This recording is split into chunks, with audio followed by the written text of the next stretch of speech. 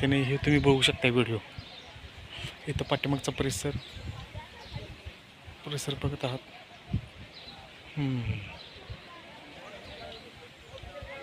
इथं विशेष प्राधान्य आहे किंवा भक्तिमय वातावरण असतं. त्यामुळे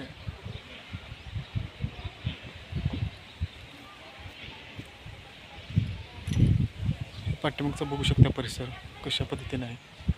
मंदिरांची संख्या भरपूर आहे. भरपूर म्हणजे मंदिरे पण भरपूर आहेत सगळे. त्यामुळे बघू शकता.